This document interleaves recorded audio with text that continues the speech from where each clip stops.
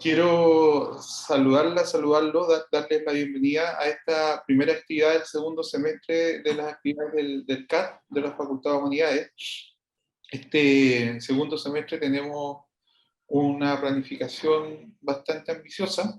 Iniciamos ahora con este coloquio de investigaciones con los colegas Eugenia Álvarez y Pedro Boyeri.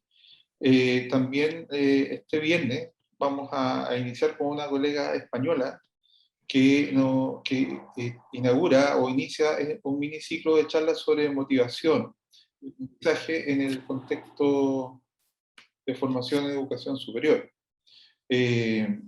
Bastante interesante también, son 4 charlas con distintas aproximaciones a la motivación. Y tenemos también un conversatorio, un coloquio con los directores de escuela, directoras de escuela, no todos, pero cuatro directores, para conversar y para reflexionar sobre lo que aprendimos acerca de la pandemia, o lo que la pandemia nos dejó.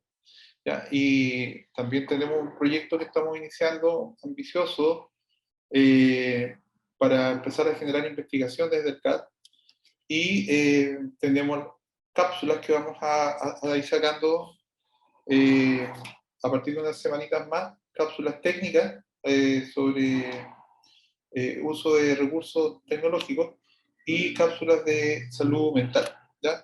Así que va a estar bien nutrido y variado el aporte del CAT este segundo semestre, y desde ya los invitamos a que se sumen a estas actividades. Como les decía, esta primera actividad es un coloquio de investigación para difundir la investigación de académicos de la facultad. Tenemos a Eugenia Álvarez y a Pedro Boyeri. Quiero tomarme un minutito para presentar como corresponde. Eugenia es académica del Departamento de Artes y Letras de la carrera de Diseño, se acaba de incorporar desde julio, me decía, así que es una flamante, podríamos decir así, nueva incorporación a la facultad, a la carrera de diseño. Ella es doctora en diseño, es máster en diseño de la Universidad de Palermo, también ingeniera comercial y diseñadora gráfica. Sus líneas de investigación son cultura y diseño y estrategias pedagógicas, y también tiene una línea de trabajo de investigación y más se me fue, no sabría decir qué es ahí, después me explica un poquito Eugenia. Y Pedro tiene un currículum que lo voy a resumir un poquito, Pedro.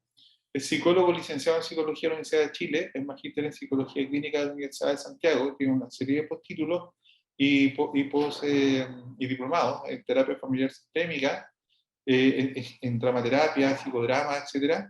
Él es psicólogo clínico, especialista en psicoterapia humanista experiencial, está acreditado por la Comisión Nacional de Acreditación de Psicólogos Clínicos, es académico del Departamento de Psicología, es del departamento al que yo pertenezco, así que conozco muy bien a Pedro. Y también sé que él hace, entre todas las cosas que hace, también se dedica a investigar, ¿ya? Y tiene varios aportes muy interesantes en investigación, en el área, en formación en su área, ¿ya? Así que, sin más, y agradeciendo la participación de ustedes, y agradeciendo a quienes están, digamos, compartiendo esta primera actividad, le doy la palabra a Eugenia para que pueda comenzar su presentación. Hola, buenas tardes. ¿Se me escucha bien? Sí. Perfecto. Voy a compartir pantalla entonces para dar comienzo a la presentación. Ahí está. Ustedes me dicen si se ve bien. Traté de hacer ahí está, para que no se descuelgue y no se ponga en negro a full screen. Pero ahí me parece que se ve bien. Bueno, voy a comenzar. Bueno, les doy la bienvenida a esta charla, un un pedacito, un extracto de un estudio que, bueno, que fue un artículo de hace un año atrás, y que trata sobre cómo innovar, ¿cierto? Cómo poder innovar frente al desafío, el gran desafío que tuvimos de hacer clases online, que me imagino que a la mayoría de los presentes les ocurrió. La mayoría de los que estamos acá tuvimos que sobrellevar este tema, y vernos enfrentados a un escenario que era virtual, ¿cierto? Es por esto que yo quisiera compartir con ustedes desde el alero, digamos, de lo proyectual, ¿cierto? Que es nuestra carrera de diseño. Y bueno, porque tampoco no dejar afuera las carreras que son en donde se desarrolla el proyecto, como por ejemplo es arquitectura, construcción y algunas similares, ¿cierto? Bueno, con ese preámbulo doy comienzo entonces para que ustedes vean que hice algunas modificaciones, lo adapté a esta presentación para que sea un poco más lúdica, más entretenida, no tan pareja, tan aburrida, como dicen mis estudiantes, y darle un poquitito de color a lo que es la investigación, ¿cierto? Bueno, el título es cómo enseñar en el taller de diseño gráfico específicamente. Estuvimos 2 años en pleno trabajo online, y yo les voy a mostrar algunos detalles, algunos datos curiosos, y también un estudio de apreciación de lo que fue la enseñanza online en el taller de diseño. Bueno, inicialmente, bueno, un poco para dar a conocer un poquitito lo que es el diseño, ¿cierto? Lo que es el trabajo que se desarrolla en diseño. Hay un camino, una vía que vamos conociendo los diseñadores, que siempre va a estar con el hilo conductor, que es el proyecto. Nosotros recopilamos información, identificamos problemas, vemos necesidades en la sociedad, pero además creamos, ¿cierto?, con una cuota muy importante que es la creatividad, y que es lo que nosotros trabajamos mucho, desarrollamos mucho con los estudiantes. El apoyo en esa línea es fundamental. Luego de eso, trabajamos desde la metodología, ¿cierto? En la metodología, por ejemplo, en el caso de Design Thinking, o metodologías proyectuales para poder desarrollar y poder ejecutar un proyecto de diseño. Ese fue, digamos, uno de los grandes desafíos que tuvimos nosotros como diseñadores, en mi caso también como ingeniera, para poder trabajar asignaturas que eran netamente de práctica a través del computador. Por esto, bueno, en estos 2 años que tuvimos tiempo para poder leer y para poder desarrollar muchas cosas que iban de la mano de la investigación, yo trabajé un estudio que era exploratorio y descriptivo, específicamente en la Universidad Católica de Temuco, donde trabajaba yo anteriormente a ingresar a la ULS, y en el taller de diseño que yo estaba desarrollando con mis estudiantes, a través de la plataforma Blackboard, que eso es, digamos que es específicamente la muestra que se pudo sacar del trabajo exploratorio. Bueno, nunca, sin olvidar, ¿cierto? Sin olvidar que el taller de diseño, es como la columna vertebral de la carrera de diseño, así como también en el caso de arquitectura, el taller de arquitectura. Esta asignatura es netamente desarrollo proyectual, se desarrolla un proyecto completo y las otras asignaturas colaboran, tributan a lo que es el taller. Por lo mismo tiene una mayor cantidad de horas, una carga horaria más extensa, y por lo general se desarrollan 2 o 3 sesiones a la semana para ver un proceso de avance, ¿ya? El proceso, las correcciones, las evaluaciones, todo esto, digamos, que se viene trabajando y se viene desarrollando constantemente, pero que ahora tuvo que ser a través de una plataforma virtual. En este caso Blackboard, otras universidades usaban el Teams, otras el Zoom, por ejemplo. El año pasado también me tocó hacer el taller de cuarto año en la Universidad de Chile, también en diseño, y pude aplicar las mismas metodologías. ¿Cómo eran estas? Esto es lo que yo les quiero mostrar paso a paso, y que no es nada del otro mundo, sino más bien es un proceso que está virtualizado, ¿cierto? El proceso, insisto, es algo muy importante en el taller, y el trabajo colaborativo, ¿ya? Los estudiantes con pares podían opinar y podían corregir lo que se iba exhibiendo en el aula virtual. El taller de diseño, ¿cierto? Bueno, es una asignatura que desarrolla, por ejemplo, las competencias del pensamiento creativo, de la innovación, además la evaluación comercial, que la veían conmigo por ser ingeniera comercial. En esa parte nosotros podíamos desarrollar todo lo que eran los costos del proyecto y su viabilidad. Además, el desarrollo conceptual, ¿cierto? Y la representación del producto o el servicio, que también, por ejemplo, se puede trabajar desde una propuesta hacia el servicio o también a los productos. Hoy día en diseño se habla mucho más, se hace referencia más hacia el servicio completo, más genérico. Además, ellos, en esta modalidad, tenían que hacer un trabajo en donde identificaban problemas, lo definían, hacían un tamizado de lo que era como una jerarquización de estos elementos del problema. Además, ellos hacen indagaciones, ¿cierto?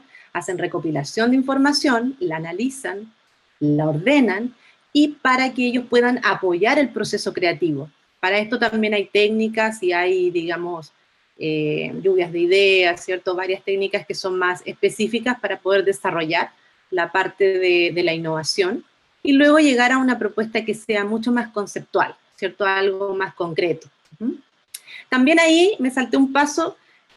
Hoy día los estudiantes trabajan mucho el mood board, ¿ya? Que es una especie de lluvia de ideas gráfica, una lluvia de ideas de fotografía, de colores, formas, estética, a través de los conceptos, pero que se pueden ver como imágenes. Bueno, dentro de esto, vamos avanzando, ellos desarrollan una propuesta, ¿ya? Pasan todo lo que es el prototipo, la propuesta, las opciones, ¿cierto? Algunas opciones, algunos caminos, y en este caso era una problemática de comunicación visual.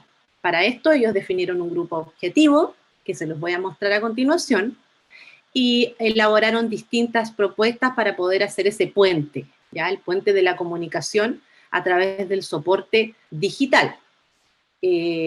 Todas estas reuniones que nosotros desarrollábamos con los estudiantes eran de manera sincrónica, o sea, era, como le dicen los chiquillos ahora, vía streaming, ¿cierto? En tiempo real, in situ, como le dicen también, porque ahí nosotros teníamos la oportunidad de grabar la sesión y además hacer las preguntas en el tiempo real, ¿cierto? En el momento, tener una respuesta rápida. También teníamos sesiones que eran asincrónicas y que permitían, por ejemplo, entregar algún contenido y que ellos pudieran revisarlo como grabación. Personalmente, creo que me parece que era mucho más productivo tener una sincronía, ¿cierto?, con lo que era lo asincrónico y lo sincrónico, porque me parece que es complementario. El estudiante pedía su reunión sincrónica para tener una respuesta mucho más rápida. Dentro de lo que fue la propuesta, digamos, la metodología basada en problemas como proyectos de diseño, nosotros definimos un problema específico, lo identificamos junto a los estudiantes, pero fue en un contexto de una residencia de adulto mayor en la ciudad de Temuco, en la región de la Araucanía. Ahí había un tema específico que era la comunicación, una comunicación bien amplia, por decirlo de una forma más coloquial, pero el segmento era la tercera edad que estaba dentro de esta residencia de adulto mayor, ¿ya? Ellos estaban informados sobre este proyecto, digamos, todo lo que fue la corrección y las propuestas fueron virtuales, entonces ellos pudieron hacer correcciones y avances a través de tablets, teléfonos y computador, Ujú. Para que los estudiantes pudieran sacar un perfil de usuario, que es una técnica que desarrollan los diseñadores para saber qué intereses y qué gustos tienen con respecto a la usabilidad digital en el segmento objetivo que era el adulto mayor. Uh-huh. Puede sonar un poco extraño, pero hoy día el adulto mayor está muy digitalizado, ya está muy informado sobre estos temas. Dentro de la propuesta, aquí yo puedo compartirles un poquitito de lo que fue la estrategia, ¿cierto? De la estrategia metodológica. Frente a la presión que uno también tenía de cómo entregar el contenido y de cómo hacer que funcionara y de hacerlo, que se desarrollara en un proyecto real, ¿cierto? Y que fuera más allá que un prototipo y un testeo, sino que llegáramos a una solución final. Caminamos por muchos rumbos, tuvimos muchas reuniones y ya pudimos ir definiendo algunas líneas. Los estudiantes trabajaron en grupos, y grupos de 3 a 4 estudiantes, porque era un grupo, un curso grande. Ellos, digamos que se organizaron de tal forma en donde yo podía hacer grupos dentro del Blackboard, dentro de la plataforma, y que ellos pudieran ir avanzando de manera grupal, y yo visitarlos dentro de esos grupos. En plataforma Teams también se podía hacer. Esto era bien provechoso, ¿eh? Porque uno iba corrigiendo, los iba apoyando para poder avanzar y poder ya definir tiempos de entrega, ¿cierto? Ya para poder tener un producto que fuera efectivo y que llegara al grupo objetivo, o sea, a ellos, no a otras personas, sino que solamente a ese target group, como le dicen también en inglés, como está denominado también.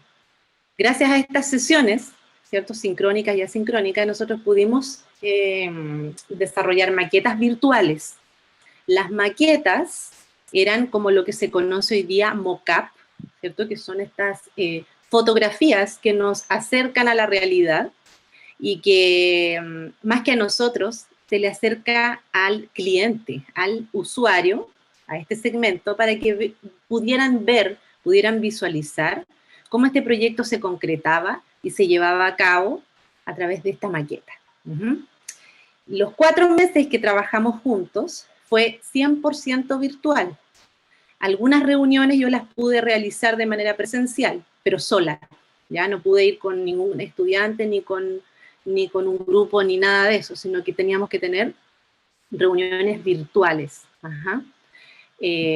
También era por un tema de proteger también a los estudiantes, o sea, no solamente pensando en el lugar donde estaba, digamos, el contexto, sino también para resguardar, ¿cierto?, todo lo que tenía relación con la universidad y con los estudiantes. Lo bueno de todo esto es que la virtualidad es súper rápida, ¿cierto? Es muy inmediata. Entonces, todo lo que era avance y corrección se podía hacer y se podía desarrollar en poco tiempo me refiero a en una semana tener ya un avance que fuera bien contundente y bien concreto y que se pudiera ver, ¿cierto? Que se pudiera visualizar el cambio. Cambios en colores, en forma, en estética, en línea gráfica, por ejemplo, en lo que era el trabajo tipográfico, que era uno de los cuidados que más teníamos con el segmento, para que el texto se pudiera leer bien, ¿cierto? Los estudiantes, ahí me faltó un detalle muy importante, trabajaron con el software Photoshop, Illustrator y todo lo que era la maqueta y el retoque, como los mockups, eran en Photoshop, sí. Por lo general usaron Photoshop e Illustrator. Illustrator desarrollaron más lo que era como la imagen corporativa, si desarrollaban alguna marca, algún icono, un símbolo, lo trabajaron en lo que era el software Illustrator. Ambos de Adobe. Son programas que trabajan los diseñadores. Un poco como para que ustedes vean lo que es el mockup. El estudiante de diseño se acerca mucho al cliente o al usuario final cuando muestra un desarrollo de mockup, que es esto. nada más que esto, sino que acercar a la realidad de cómo sería la gráfica, cómo sería el diseño propiamente tal, que incluso puede ser un diseño industrial, un producto, o una decoración, por ejemplo, una ambientación en el espacio o en un formato acercándonos a la realidad, ¿ya? Acá podemos ver también algunos otros elementos que desarrollaron los estudiantes, que fueron desde campañas publicitarias, desarrollo de aplicaciones para la comunicación, presencia también en lo que eran las redes sociales. Ellos plantearon una propuesta muy arriesgada, ¿cierto? Poder abarcar estas líneas de comunicación y también lo que era el material que posiblemente se pudiese imprimir, ¿ya? El diseñador también trata de abarcar esos espacios dependiendo del grupo objetivo. Acá, como era un escenario virtual, un escenario en cuarentena, ¿cierto? En donde no podíamos salir, se planteó la propuesta virtual, la propuesta digital, ¿ya? Que también podía ser con maquetas funcionales, ¿okay? Aquí también podemos ver otro ejemplo de lo que es el mockup. Digamos, en mi época no se decía mockup, se decía, era como una especie de montaje, así se le denominaba. Pero claro, digamos, la técnica, el lenguaje actual se denomina mockup, y cuando busca en internet y quiere descargar, por ejemplo, alguna plantilla, lo va a encontrar con la denominación de mockup. Ajá. Bueno, esto es lo que pudieron hacer ellos, ¿cierto? Que es adaptar, ¿cierto?, su diseño a lo que es un posible formato, ¿ya?, de lo que podría llegar a ver alguna situación en donde se pudiera visualizar el diseño. Uh-huh. Bueno, ahora pasando un poquito a lo que es lo más metodológico, sobre el taller, sobre la asignatura de taller, bueno, hubo un 91% de aprobación de los estudiantes de ese taller, que ellos eran de tercer año, segundo, sí, segundo, porque ya pasamos 2 años de que estuvimos en confinamiento. Sí, ellos eran de segundo año, que era el taller de diseño 1, porque el primer taller era un taller genérico, donde entraban, digamos, como era mucho más general el taller. Y acá nosotros pudimos ver que hubo un número, digamos, un indicador bien importante de lo que fue la aprobación, además que pudieron terminar un proyecto, que era lo que más me preocupaba a mí, como, digamos, con la especialidad que yo tengo. O sea, yo lo que más quería era que ellos iniciaran un proyecto el día 1 del taller y que ya terminando el semestre pudieran entregar ese proyecto y poder presentarlo con las correcciones de lo que era, digamos, el cliente real, ¿ya? O sea, llevarlos lo más cercano posible a tratar con clientes y que los mismos clientes pudieran hacer esas correcciones guiados por mi parte, ¿cierto? O sea, ese era mi rol como su docente de taller. Algunas de las apreciaciones, porque yo hice muchas preguntas sobre esto, pero yo les muestro un poquitito digamos, lo más importante que me pareció para esta charla. Ustedes saben, en la región de la Araucanía nosotros tenemos un sector rural muy importante. Hay un sector de ruralidad que digamos que es muy extenso, y los estudiantes de la universidad pertenecían a esos sectores, tenían acceso a internet, pero con muchas dificultades, por el ancho de banda y así tantas cosas que acá en esta región también ocurrieron, por lo que yo he estado indagando acá con mis colegas y digamos lo que he ido averiguando. ¿Qué pasaba acá? El estudiante, con este proyecto específico, se las ingenió, así como también su docente, ¿cierto? Todos los docentes nos ingeniamos para poder comunicarnos. Ajá, esto fue como lo más lo más llamativo, lo más relevante, a través de las plataformas que eran propias de la universidad, y también por otras vías, ¿cierto? Que estaba el correo electrónico, el WhatsApp o llamada telefónica. Por lo general, aquí hubo un número que fue bastante importante, ellos sí mantenían esa comunicación, ya digamos que uno también hacía todo su esfuerzo para poder mantenerlos informados, subir su material, que tuvieran todo a la mano. Algunos factores que a ellos le dificultaban el aprendizaje en clases, ¿ya? Dentro de lo que nosotros fuimos desarrollando. La mayoría trabajaba en su casa y compartía internet con su familia, ¿ya? Entonces ahí había un tema de poder concentrarse, de poder prestar atención. Me imagino que a ustedes también les pasó que los chicos no prendían cámara, habían algunas técnicas que uno aplicaba para que prendieran cámara y ver que había vida al otro lado, ¿cierto? Por ejemplo, el tema de las mascotas, de compartir un café.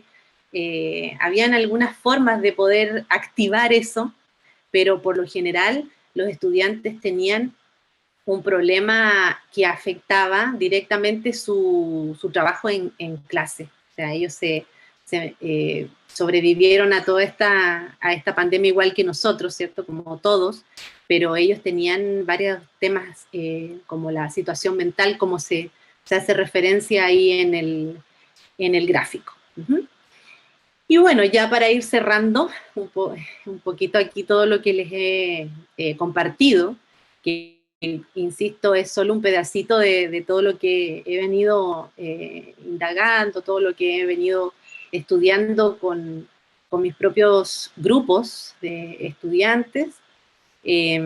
Bueno, para mí, así a grandes rasgos, lo que más me interesó de todo esto es que a través de la plataforma virtual nosotros pudimos trabajar, ¿ya? El diseñador hoy día es muy digital y por lo mismo todos los proyectos que se desarrollaron fueron digitales, ¿cierto? Ellos a través de esta plataforma, que puede haber sido Zoom u otra, pudieron desarrollar este proyecto, lo pudieron terminar y además lo pudieron presentar al cliente, que no solamente se quedó en lo que era aprobar la asignatura, que también es muy importante, estamos de acuerdo en eso, pero claramente uno trata de acercar al estudiante a lo que es el trabajo real. Y bueno, aprovechamos al máximo lo que fue esta urgencia de trabajar a través de las plataformas digitales y de alguna forma la práctica, ¿cierto? Todo lo que fue el desarrollo proyectual se adaptó a lo que fue la virtualización, ¿cierto? Que eso fue un gran desafío. Aquí un poquito las referencias bibliográficas, bueno, tenemos desde el diseño, ¿cierto? Desde las emociones, me imagino que, bueno, el área de la psicología maneja mucho más esto, nosotros nos vamos más por la teoría de lo que son las estéticas, ¿cierto? Lo que es el color, las formas, y bueno, en este caso yo pude seguir trabajando con esto y fue a grandes rasgos una percepción que tuvieron los estudiantes a través del desarrollo de este taller de diseño, pero en modalidad virtual. Y bueno, de eso se trata mi presentación. Espero que les haya gustado. A mí me gusta mucho esto, no sé si se nota, pero me gusta mucho trabajar con estudiantes en asignaturas proyectuales. Y qué mejor que poder tener un registro, ¿no? Tener un estudio para que esto pueda también servirles a otros y poder seguir indagando, seguir investigando sobre estas materias. Así que de eso se trataba. Pues muchas gracias, espero que me hayan escuchado bien todo. Gracias. Muy bien. Oye, vamos a dejar el tiempo, las preguntas, por favor, Sofía, anótenlas porque ahora vamos a darle la pasada a Pedro para que presente su investigación y luego vamos a generar el espacio para las preguntas para ambos expositores, ¿ya? Ya, Pedro, muchas gracias.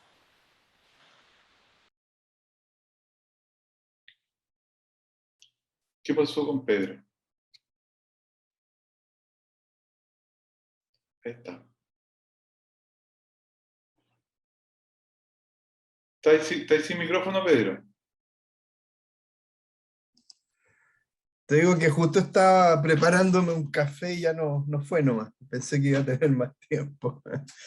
Bueno, vamos con lo nuestro entonces, con lo mío. Voy a compartir pantalla.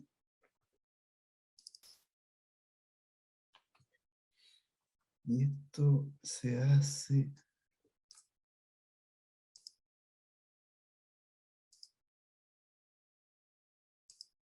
Ahí está. Bueno, les cuento de qué se trata esto. Yo soy académico del Departamento de Psicología, hago clases fundamentalmente en la Escuela de Psicología de la Universidad de La Serena, y hace ya un buen número de años instalamos una asignatura que ha tenido distintos nombres. Inicialmente se llamó algo así como Taller de Iniciación a la Vida Universitaria, en otro momento se llamó Taller de Habilidades Académicas, y ahora se llama Taller de Estrategias de Estudio, ¿ya? A lo largo de varios años fuimos recopilando información,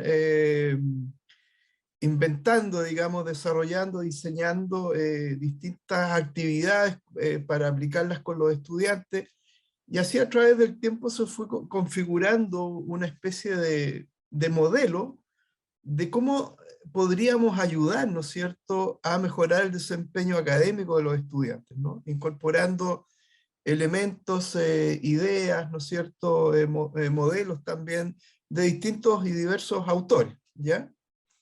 Entonces, así es como surge esta idea, digamos, que parte de esta pregunta, ¿no? Que es cómo optimizar el desempeño académico del estudiante universitario. Nosotros este programa lo hemos aplicado fundamentalmente con estudiantes de psicología, pero en un par de ocasiones también lo hicimos con otras carreras. Me parece que una fue pedagogía, no estoy seguro, me parece que ingeniería también, alguna de las especialidades de ingeniería, ¿no? Entonces, ¿cómo fue un poco surgiendo esta idea, ¿no? Bueno, hay muchos modelos que explican y muestran de qué manera se podría optimizar el desempeño académico. Entonces, algunos modelos, algunos autores ponen énfasis en las habilidades cognitivas, otros en el manejo de la ansiedad, algunos están preocupados qué técnicas de estudio pueden utilizar los estudiantes, cómo planificar el estudio, de qué manera el ambiente influye en el desempeño. Entonces son distintas y muy diversas perspectivas, ¿no?, que muestran estos componentes. Y en el caso nuestro, intentamos hacer una integración de todos estos elementos, o sea, en parte lo que fuimos desarrollando nosotros. Acá estaba Pablo Castro también, que durante un tiempo también fue parte del equipo de estudiantes, de profesores que hacíamos la asignatura. Estuvo María Teresa Juliá también en otro momento. Y fuimos entonces incorporando, como decía, diversos elementos, y finalmente llegamos a esta fórmula, por así decirlo, ¿no es cierto?, donde básicamente hay tres dimensiones, que son, las llamamos las condiciones básicas, el aprestamiento psicofísico y la aplicación efectiva, donde integramos muchos de estos otros conceptos que, como decía inicialmente, aparecen, digamos, un poco diseminados en distintos modelos, ¿no? Entonces ahí surge la idea del mapa, ¿no?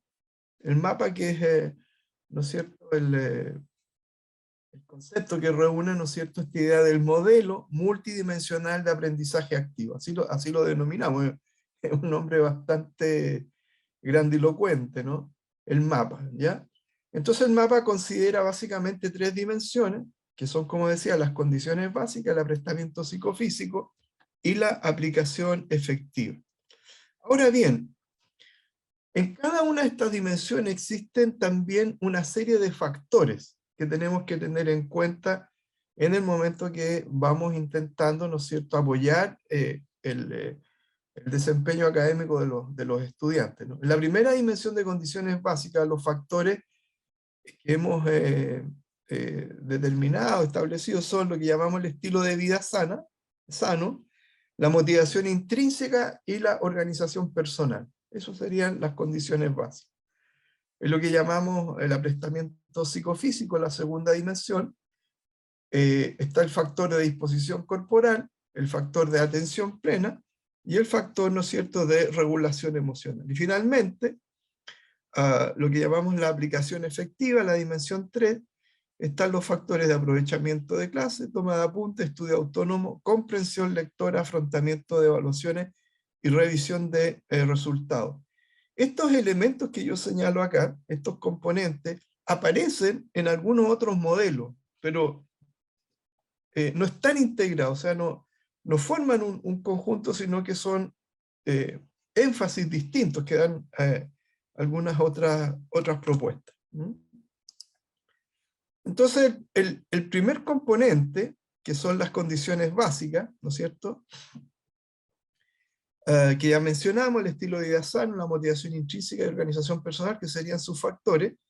Si es que estos 3 factores están funcionando de manera óptima, lo que eso genera, desde el punto de vista del funcionamiento del estudiante, es lo que llamamos la disponibilidad de tiempo, ¿no? Si estoy bien organizado, tengo tiempo, ¿no? Y este otro elemento, que es la energía física, emocional y mental, es decir, las condiciones para dedicarme al estudio, ¿no es cierto?, aplicarme en el estudio, son estas: disponer de tiempo y disponer de energía, ¿no? Y eso se obtiene, eso ocurre a propósito, ¿no es cierto?, de estos factores, en la medida que funcionan relativamente bien. La segunda dimensión es el aprestamiento psicofísico. O sea, ya tengo el tiempo, tengo la energía para dedicarme, pero entonces tengo que modular, por así decir, algunos aspectos de mi propio funcionamiento, que son el factor de disposición corporal, la atención plena, ¿ya?, y la regulación emocional. Estos elementos influyen también en mi desempeño futuro, ¿no? Ahora, ¿qué es lo que ocurre si estos 3 factores, disposición, atención y regulación, están también funcionando de manera más o menos efectiva, ¿no? Bueno, eso genera en el estudiante un estado de determinación personal, claridad mental y focalización en la tarea. ¿Ok? O sea, tengo el tiempo, ¿no es cierto?, tengo la energía, y ahora, con estos otros elementos, me pongo en campaña, tengo la determinación, ¿no es cierto?, la claridad, la capacidad para focalizarme efectivamente en las tareas que implica ¿no es cierto?, las demandas académicas. Y finalmente la tercera dimensión, que llamamos aplicación efectiva, incluye el aprovechamiento de clases, la toma de apuntes, la lectura autónoma, la lectura comprensiva, el estudio autónomo, la lectura comprensiva, como habíamos señalado, el afrontamiento de evaluaciones y la revisión de resultados. Si estos 6 factores están funcionando de manera óptima, eso genera, ¿no es cierto?, la capacidad de involucrarse activa y productivamente en las tareas académicas. Ese es como el marco general, ¿no es cierto? Entonces, voy a ir más o menos rápido revisando algunos de estos factores, ¿no? Cuando estas 3 dimensiones están alineadas de la mejor manera, ¿no es cierto?, todo aquello favorece entonces el desempeño académico óptimo, ¿ya? Entonces la dimensión condiciones básicas, ya mencionamos sus factores. El estilo de vida sano, ¿no? Se refiere a la manera como nos conducimos, nos emplazamos en nuestra existencia con referencia a un sentido, misión, meta o propósito, ¿no? Esto es bien claro cuando los estudiantes tienen mucha claridad de qué es lo que quieren lograr y organizan su vida, su tiempo, ¿no es cierto?, su funcionamiento cotidiano en pos, ¿no es cierto?, de su prioridad, que es finalmente alcanzar el título profesional, etcétera, llegar a ser buenos profesionales, etcétera, ¿no? El estilo de vida sano, ¿no?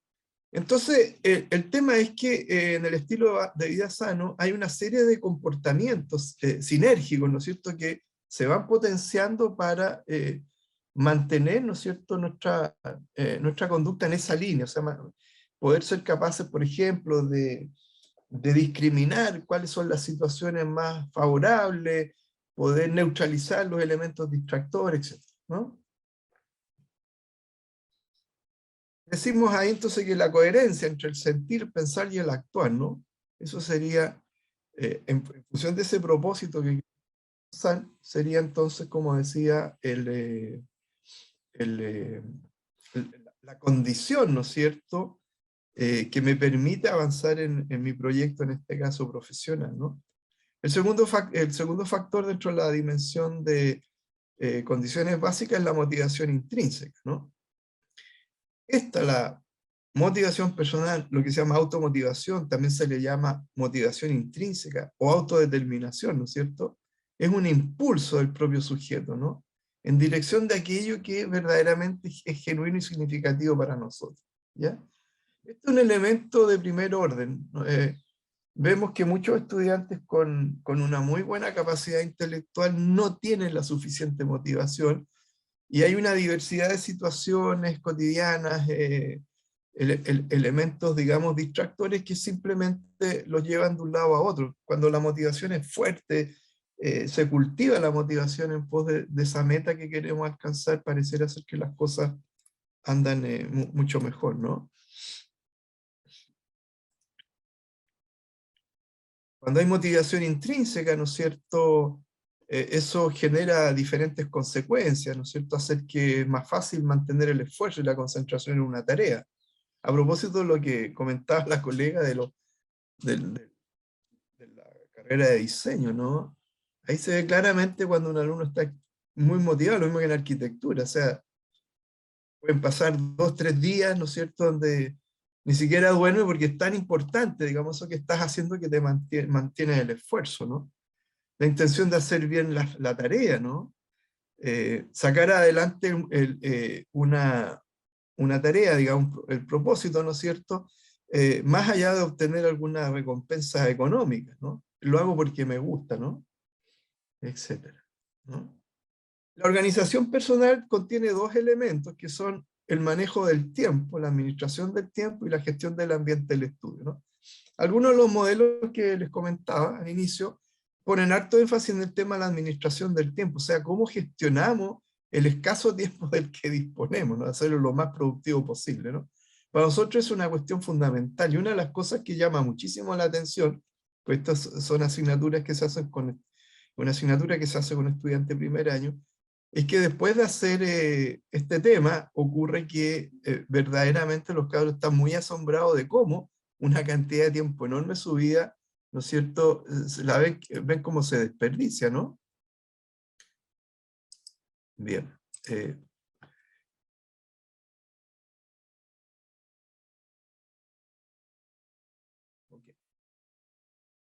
Entonces, ¿cómo maneja el estudiante, administra su tiempo y prioriza dentro de su tiempo, ¿no es cierto?, la dedicación al estudio, ¿no? El otro factor, como decía, es la gestión del ambiente de estudio, ¿no? Es decir, a propósito de lo que mencionaba también la colega de la encuesta que hicieron al finalizar la asignatura del proyecto, se ve claramente que un porcentaje importante de estudiantes está muy interferido por las condiciones ambientales, ¿no? El ruido, qué sé yo, la interferencia, en este caso, en ese momento, la familia, etcétera, ¿no? Entonces, el espacio donde el alumno estudia, ese espacio donde se instala a desarrollar, ¿no es cierto?, el estudio, el desarrollo de los trabajos que le piden en una asignatura en particular, ¿no es cierto? Es muy importante que la cosa esté ordenada, organizada, etcétera, ¿no? Bien. Después, la dimensión de aprestamiento psicofísico, están los factores de disposición corporal, regulación emocional y atención plena.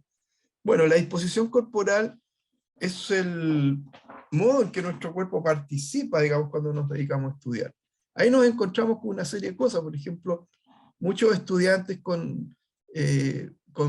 digamos, con hábitos posturales muy dañinos, ¿no? De manera que que no están relajados cuando están estudiando, asumen posturas corporales tensas, etcétera, etcétera, ¿no?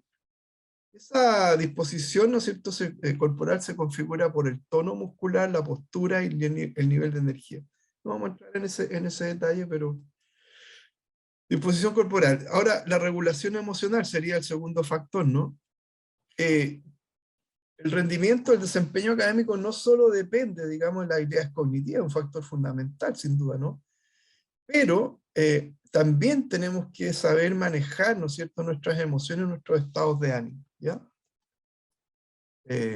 Por ejemplo, poder manejar la ansiedad ante una evaluación o la frustración frente a una baja calificación, ¿no?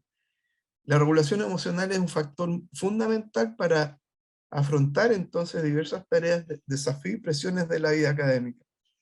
En un estudio que hicimos hace unos pocos años atrás con estudiantes de la Universidad de La Serena, precisamente observamos que un porcentaje muy alto de estudiantes, no recuerdo la cifra, pero debe haber estado alrededor del 20% de la muestra que tomamos, eran estudiantes que tenían dificultades en la regulación emocional. Y por lo tanto, ¿no es cierto?, eso también incidía en su desempeño. Si no podemos regularnos emocionalmente, nuestros temores, nuestra ansiedad, nuestro malestar emocional va a dificultar, ¿no es cierto?, el proceso el proceso de estudio. Y estaría este otro factor que es lo que llamamos la atención plena, ¿no? Precisamente los estudiantes muchas veces se quejan por esta dificultad que no pueden poner atención y concentrarse cuando empiezan una sesión de estudio, ¿no? Se ponen a estudiar y a los 5 minutos están pensando en cualquier otra cosa.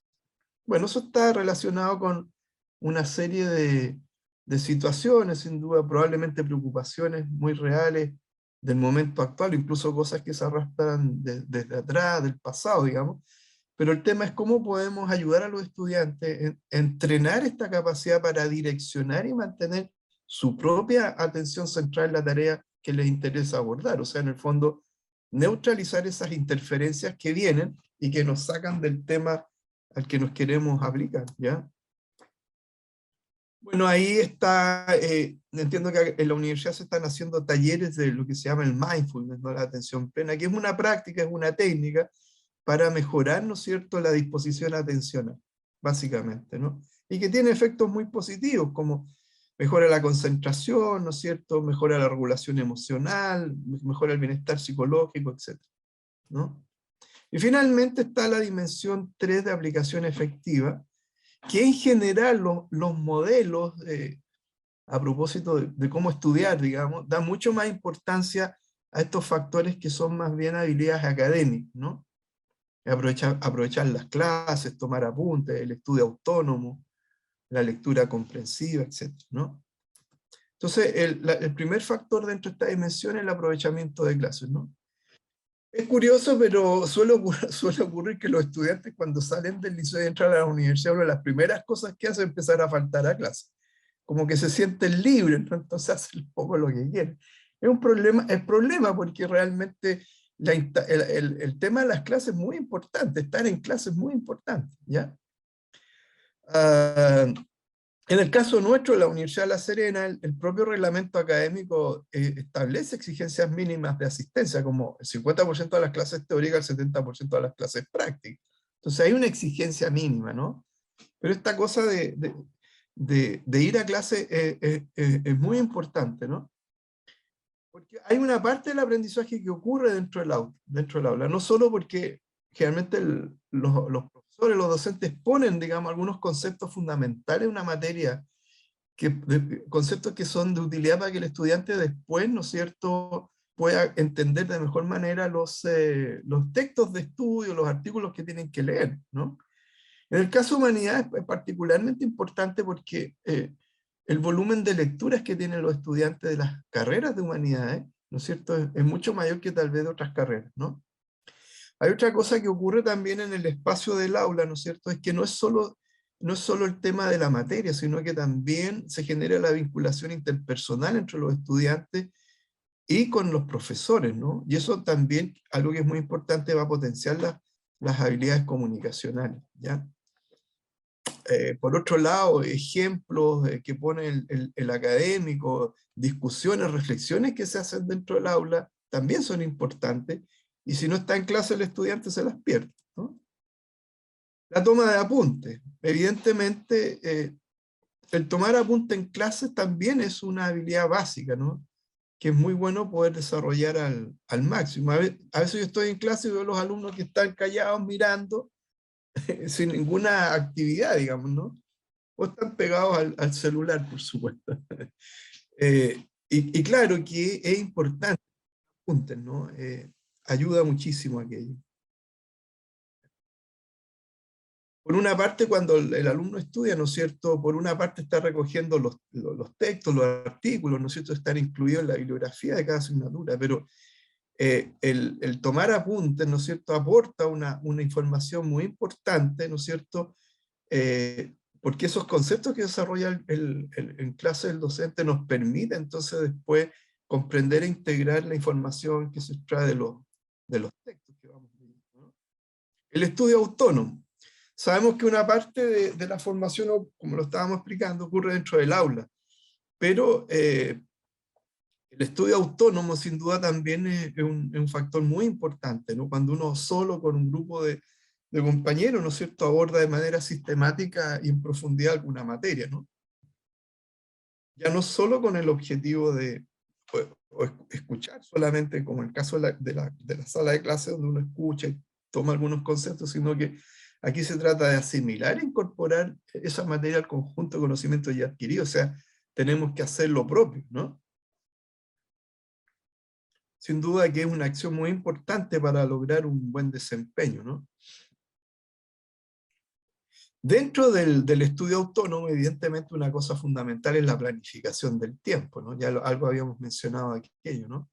La capacidad, ¿no es cierto?, para tener un mapa, ¿no es cierto?, de cuándo son las evaluaciones, la organización, ¿no es cierto?, dónde están las clases, dónde está el taller, qué sé yo, cuáles son las exigencias en este otro caso, etcétera, ¿no? Las fechas de prueba, entregas de trabajo y todo lo demás, ¿no? Otro factor fundamental es la lectura comprensiva, ¿no?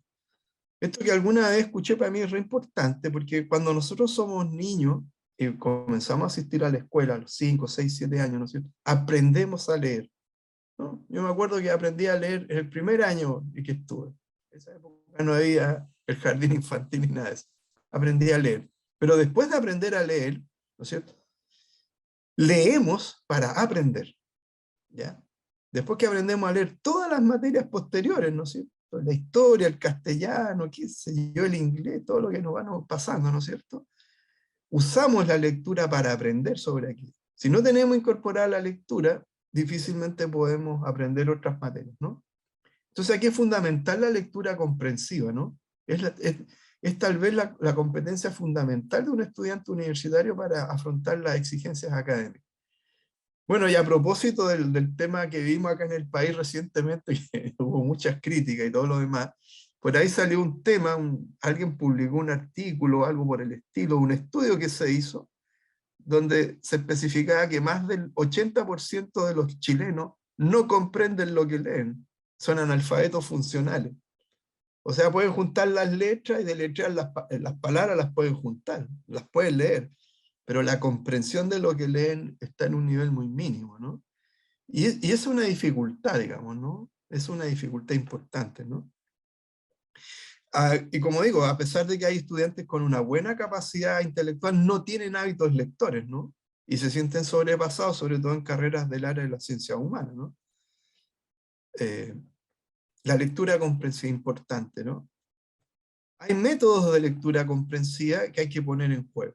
O sea, efectivamente, quien no tiene esa capacidad primero para leer un volumen importante de contenidos, pero leerlos comprensivamente, evidentemente que tiene que entrenarse para eso, ¿no?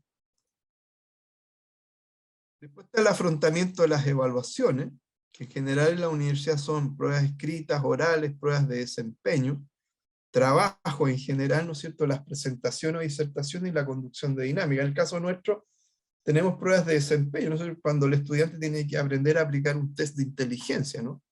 Entonces, tiene que demostrar que es capaz de hacerlo. Entonces le pasan ahí el material, lo ponen frente a un niño y tiene que hacerlo. Es una evaluación práctica, digamos, ¿no? Y finalmente, el otro factor es la revisión de los resultados, ¿no? Es la última fase, etapa del mapa, ¿no? Los estudiantes tienen que poder evaluar si esos esfuerzos reflejan los resultados que obtienen en cada asignatura para poder reforzar aspectos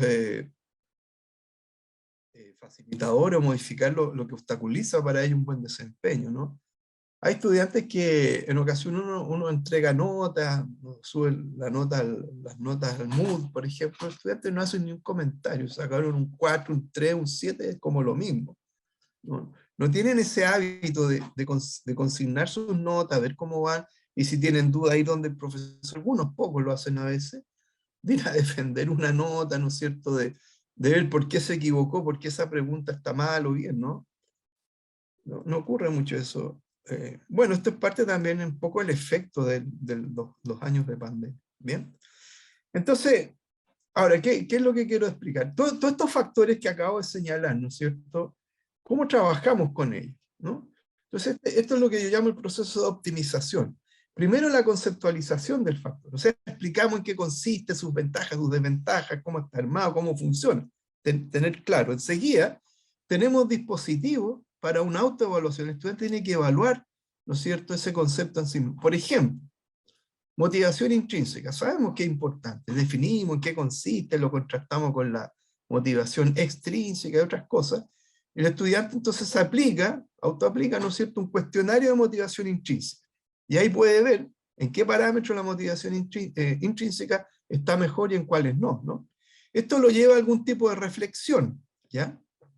El observar, el darse cuenta, las debilidades, los déficits y también, ¿no es cierto?, los puntos a favor que tiene en ese determinado factor, ¿no es cierto?, lo lleva a una reflexión y a generar o a proponer acciones de cambio. Y finalmente, ¿no es cierto?, aplicárselas.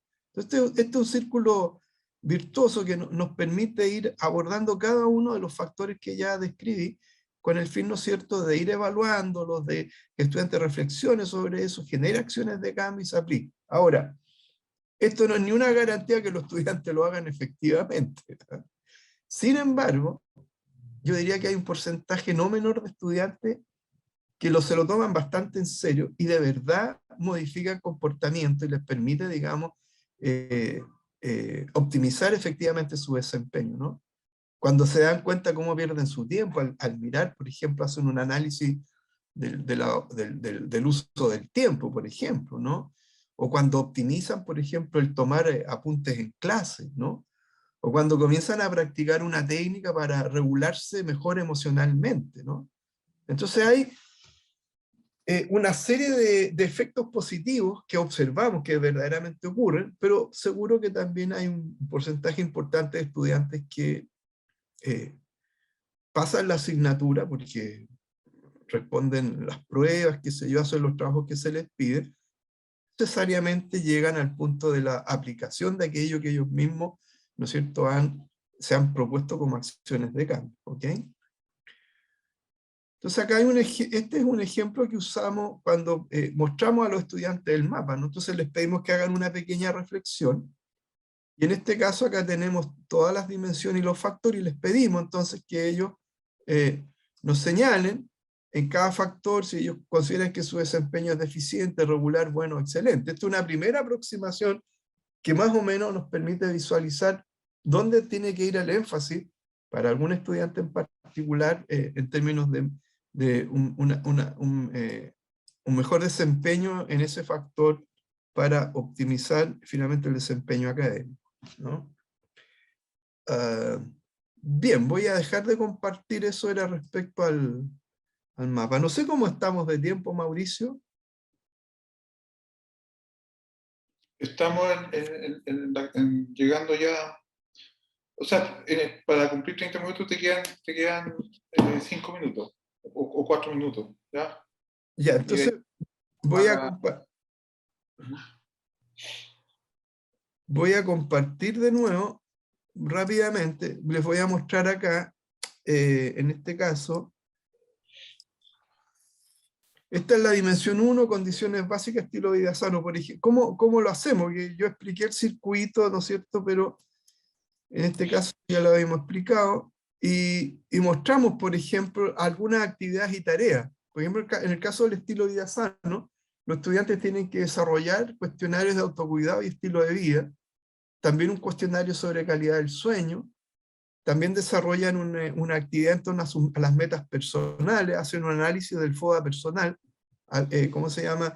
Debilidades, fortalezas que tienen, amenazas y oportunidades que tienen también, y ellos también ahí generan algunas tareas reflexivas, ¿no es cierto? Y acciones de cambio, ¿ya?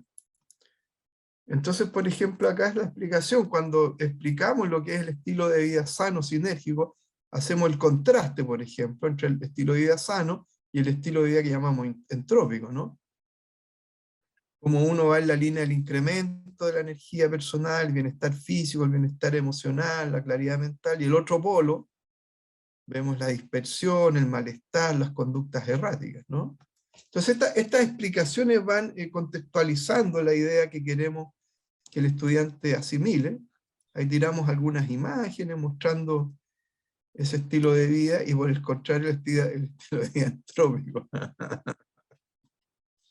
Esto no tiene ni una, no tiene, como decirlo, ningún matiz moralista, tiene que ver con una cuestión técnica. O sea, si usted come comida chatarra, pasa todo el día echado en la cama, sola, se dedica, tiene todo el desorden, ¿no? Eso no le sirve para ser un buen estudiante, así de simple. O si usted quiere lo hace o no lo hace, pero ¿ya? Y aquí están los factores o los componentes del estilo de vida sano, ¿no? La salud física, la relación interpersonal nutritiva, el bienestar psicológico, la autodeterminación, el sentido de vida, ¿no? Y entonces ahí los estudiantes, como les decía, eh, desarrollan este cuestionario de autocuidado y estilo de vida, comparten, ¿no es cierto?, hacen las reflexiones del caso. Después está el tema de la calidad del sueño, que es muy importante para un buen rendimiento académico, ¿no es cierto? Y nuevamente el cuestionario, ¿no?, de calidad de sueño.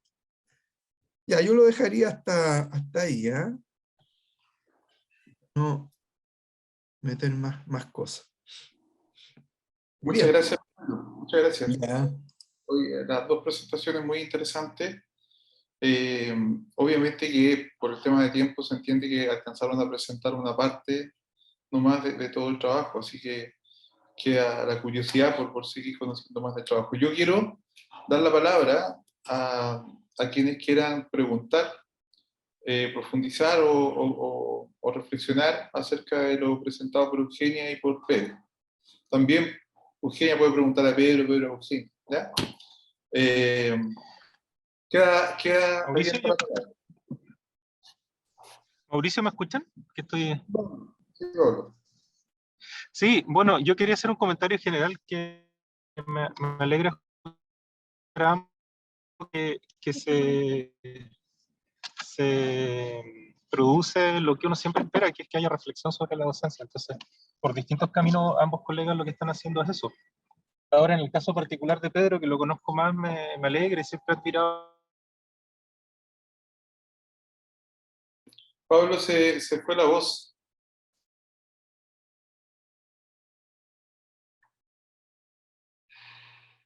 Algo pasó ahí. Se cayó la conexión de Pablo.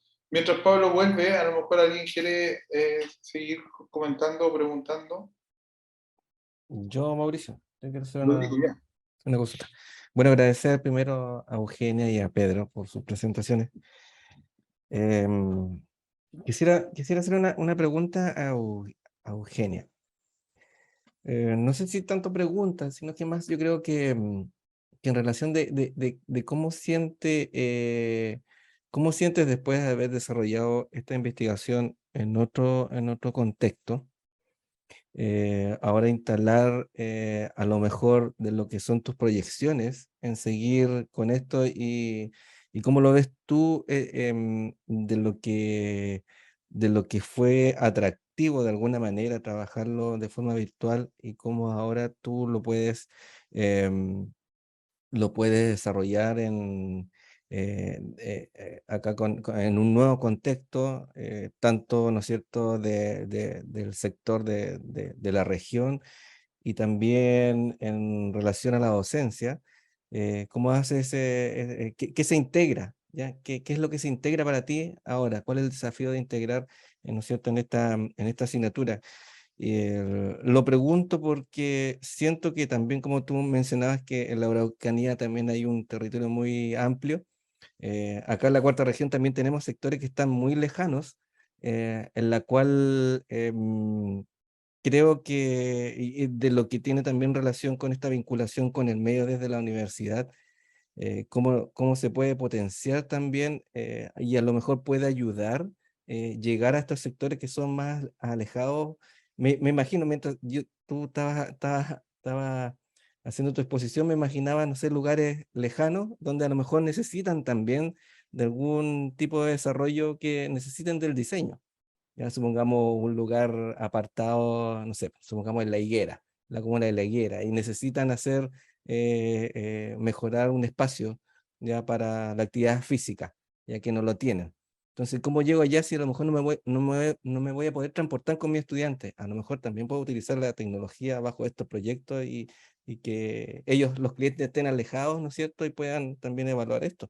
Me lo imagino de esa forma, pero no soy el experto en eso, pero eso me hiciste entender. Pero te lo quiero preguntar a ti, ¿cómo lo ves tú? Rodrigo, ¿me escuchan? Bueno, el tema este de lo virtual, ¿cierto? De lo digital, eh, como te decía, en algunos momentos fue bien complejo porque el ancho de banda no daba para poder comunicarse de una manera adecuada, ¿ya?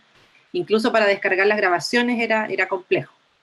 Esa era un factor. Lo otro es que nosotros, ya todos los que estamos aquí reunidos, nos educamos en esto, ¿cierto? Ya aprendimos lo que se puede llegar a hacer, algo, una parte de lo que se puede llegar a hacer a través de estas plataformas, como lo que estamos haciendo hoy día, por ejemplo, ¿ya? O sea, puede ser que hay algunos que se conectaron ahora y otros que se van a meter a revisar el video, la grabación, ¿cierto? Para poder sacar algo que a ellos les importe, que les dé provecho, para otras investigaciones o qué sé yo. El tema que tú comentas de, por ejemplo, los diseñadores hoy día, y no solo los diseñadores, sino que, por ejemplo, en construcción, por ejemplo, el sistema BIM, hoy día es lo que se está desarrollando junto a la arquitectura, es netamente digital, o sea, es todo virtual. Es algo a lo que uno tiene que ingresar, tiene que meterse, tiene que aprender sobre eso. O sea, si uno no va aprendiendo, tú te vas atrás. Y es lo que nos va pasando a nosotros los profes. O sea, nosotros todo el tiempo estamos capacitándonos, estamos aprendiendo. Y ¿por qué no en la materia del diseño, que hoy día es muy digital, ya muy, muy digital? O sea, pasamos del papel al computador. Eso es lo que pide digamos, el mercado laboral. O sea, taparlo sería como tapar el sol con un dedo. O sea, es una realidad. Y es lo que se pide, digamos, cuando se busca trabajo en diseño. Sobre el tema de los proyectos, y aquí le respondo también a Mauricio que me quedó con la duda del I+E. Y bueno, yo he trabajado mucho tiempo en eso y eso es innovación y emprendimiento. Me he capacitado en esa línea y no es más allá que desarrollar la innovación y la creatividad en una idea de negocio, ¿ya? O sea, desarrollar una idea que sea viable, una idea de negocio, de cualquier materia, de cualquier área, ¿cierto? En este caso, en el área del diseño, pero que ese proyecto se pueda llevar a cabo, que pueda ser una pequeña pyme o una idea de negocio bien pequeñita, familiar, pero que nos permita tener un movimiento económico, que nos permita desarrollar una actividad económica. Yo personalmente ahora en diseño estoy trabajando con los estudiantes en seminarios, en lo que es, digamos, lo previo al proyecto de título. Y ahí estamos trabajando de manera individual, son alrededor de 20 estudiantes, donde cada uno de ellos está desarrollando un proyecto y, bueno, la gran mayoría son temas regionales, ¿ya? Son temas de la región de Coquimbo, son problemáticas de la región y que incluyen esos sectores de los que tú me hablas, en distintas zonas, en distintas necesidades, por ejemplo, en espacios donde ellos puedan intervenir y donde puedan ayudar a la sociedad, a la población, a la comuna, a distintos lugares. Y para eso también estoy yo, para poder apoyarlos en lo que es postulación a fondos concursables, ya sean dentro de la universidad o fuera, ¿cierto? Que sean de manera, digamos, a través de, por ejemplo, la municipalidad, el gobierno regional, no sé, en el caso de FOSI, Cercotec, lo que yo les entrego esa información para que ellos estén informados y sepan de qué se trata y hacia dónde podrían ir con ese tema. O sea, si necesitan plata y puedan postular un proyecto que esté bien formulado, con una estructura básica, por ejemplo, modelo de negocios, que vamos a ver ahora también en estrategias de negocio. Digamos que por ahí está mi labor y en lo que yo puedo aportar con los estudiantes en la región. Espero haber respondido a su pregunta, Sí. don Rodrigo.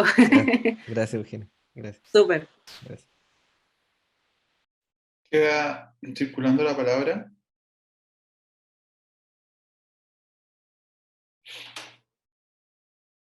Yo aprovecho de preguntarle a Pedro por qué no incluyeron la motivación extrínseca cuando es probablemente algo que en términos de frecuencia, de probabilidad, está más presente que la motivación intrínseca, sobre todo en los primeros años.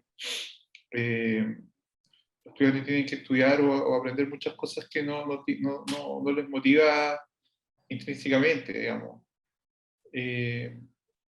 Y a todos nos pasa, digamos, muchas veces, aunque estamos haciendo cosas que nos gustan, tenemos que hacer otras cosas que no nos gustan. Entonces, ¿por qué no la incluyeron explícitamente, siendo que también es un proceso Mira, importante?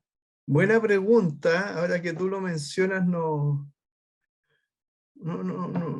se nos ocurrió nomás, porque precisamente la mayor parte de los comportamientos están guiados por motivación extrínseca. Ya, sobre todo en el contexto que vivimos ahora, nadie se mueve si no gana algo a favor, digamos, ¿no? Como es un poco el concepto, tal vez hay un cierto prejuicio de mi parte en particular, ¿no? Y porque no es fácil el tema de la motivación intrínseca tampoco. O sea, para sostener, un proceso académico, digamos, de largo aliento, respecto al cual tú vas a ver realmente los beneficios cuando te titules y empieces a trabajar, hay que tener alta motivación intrínseca. O sea, ¿no es cierto? Ponerse en juego, porque los resultados, el premio no es inmediato. Entonces, yo creo que en ese sentido tal vez le dimos más importancia, pero en el programa que aplicamos mencionamos algo y se ponen algunos ejemplos de motivación extrínseca, también en la línea de lo que tú estás señalando. Pero no es del mismo calibre, digamos, que le damos a la motivación intrínseca. Gracias, Pedro. Eugenia, ahora, mira, algo ya respondiste recién cuando hice un comentario contigo, pero en términos más o sea, cuando se están aplicando todas estas estrategias online, me queda claro que es como ajustarse a lo que está ocurriendo en la actualidad y cómo van a interactuar y cómo van a trabajar los estudiantes. Pero desde el punto de vista más didáctico, ¿ya?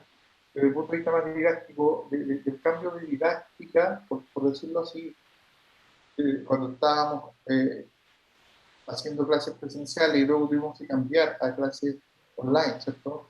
Tuvimos que hacer modificaciones en la didáctica. ¿Qué de eso para ti queda o rescatable para ahora que volvemos de nuevo a las clases presenciales? Yo creo que de ahí queda el tema de la comunicación. O sea, poder estar ahí, corregir rápidamente, porque nosotros antes esperábamos a la clase. O sea, el estudiante podía enviar un correo, podía enviar una fotografía, pero eran los menos. O sea, como que no había esa costumbre, por decirlo así, de querer corregir online. No, o sea, eso no se pensaba. Era muy informal eso. Puede ser que era demasiado informal.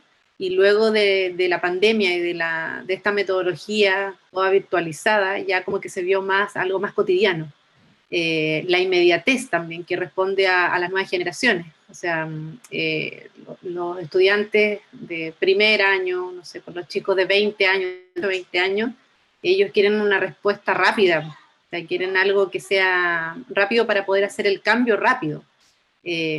Creo que por ahí va como la enseñanza, el aprendizaje, ¿cierto? De lo que uno puede rescatar y que también se hizo como una práctica, como que uno lo puede ver también ahora.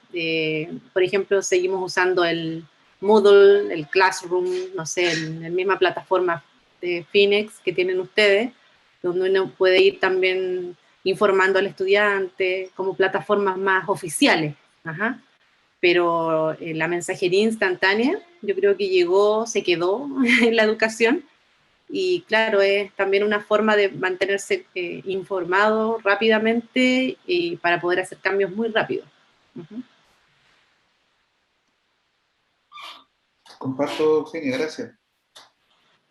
Pedro, una pregunta, no sé si alguien más quiere preguntar, no me quiero apropiar aquí el micrófono, por favor, si alguien quiere preguntar, lo señala.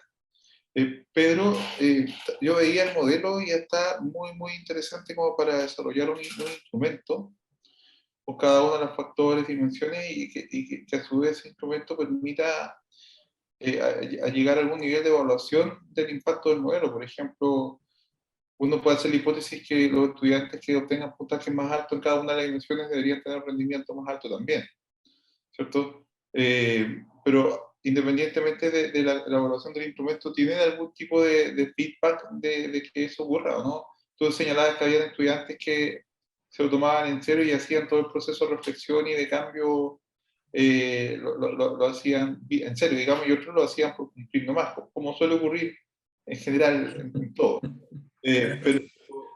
Pero se visualiza algún impacto de eso en el rendimiento de los estudiantes. ¿Han podido un poco meter ahí en ese tipo de datos?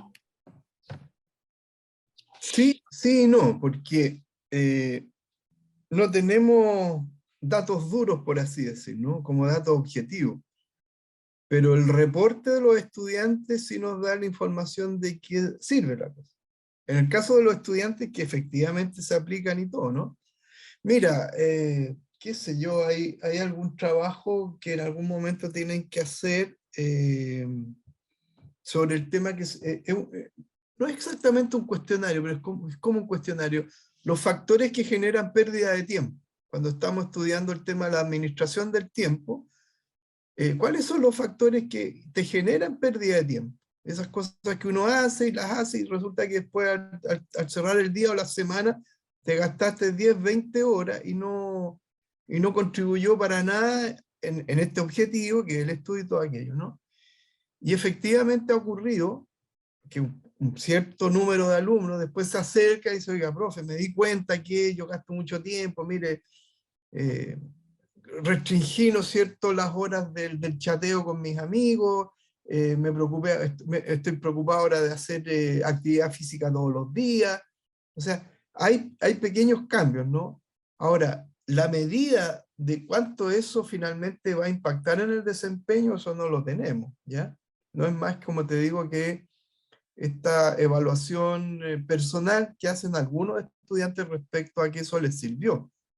Indirectamente yo supongo que si eso les sirvió, eso está colaborando también con el desempeño, pero no tenemos una medida así como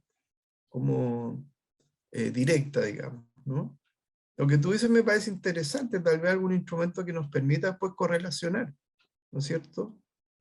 Mejores desempeños en estos factores van de la mano, se relacionan, ¿no es cierto?, con un mejor rendimiento académico. ¿Ah?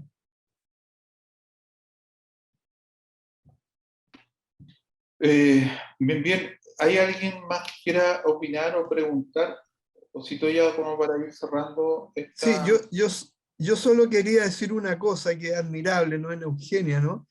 Ella tiene como 2 o 3 especialidades distintas, porque es ingeniero en primer lugar, por lo tanto tiene todo Tú presentaste al comienzo como estas dos mitades del cerebro, ¿no?, en la imagen, ¿no? Una muy, muy lógica de proceso, ¿no es cierto? Y la otra llena de colores, que es la parte creativa. Y en tu caso como que confluyen ambas, ¿ah? Que tenga la especialidad en ingeniería y tenga la especialidad en diseño, es re interesante porque entiendo que cuando tú dices que te gusta el trabajo, entiendo, digamos, porque estás aplicada como en eso, es como más integrativo lo que tú haces. Probablemente un diseñador puro se preocuparía de la parte de los colores nomás, ¿ah? En cambio tú tienes como... Ah, no, Ricardo dice que no. Bueno, en tu caso se da la integración, así que me parece súper bien. Y qué bonito que lo diga usted también, pues. Usted es especialista en eso, digamos, del área de la psicología. Yo no manejo nada de eso, nada. Pero bueno, sí, es como un match, como le digo yo, es como uno trata de combinar las cosas, complementarlas, ¿cierto? A los Claro. diseñadores les enseño a presupuestar diseño y a los ingenieros a ser más creativos. Está bueno eso. Es bonito. Qué bien, entonces. Ya parece que Ya, vamos a tener preguntas ni comentarios. Quiero agradecer a Eugenia y a Pedro por participar en este coloquio de investigaciones y presentarnos sus trabajos. Sin duda que es un aporte para la facultad, para que nosotros a su vez reflexionemos sobre nuestros quehaceres y nuestros objetivos docentes, académicos. Quiero dejarles invitadas y invitados el viernes. Hay una actividad que tenemos invitado a una profesora para seguir hablando sobre el tema de la motivación de los estudiantes universitarios, ¿ya? Con ella se inicia este ciclo de charlas sobre motivación.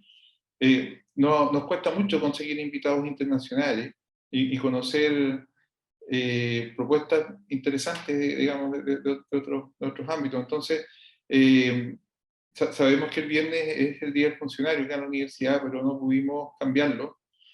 Y no quisimos en cierta manera porque significaba iniciar otro ciclo complejo de negociaciones para buscar un día y una hora. Así que, sabiendo eso, igual les dejamos cordialmente invitados el viernes a las 3 a esta charla. Y si no pueden asistir presencialmente, igual va a quedar el registro de video para que lo puedan después visitar, ¿ya? Muchas gracias por todo.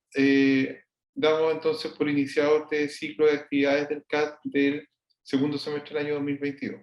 Que esté muy bien, un abrazo, muchas gracias por acompañarnos. Chao, chao. Chao, chao, que estén bien.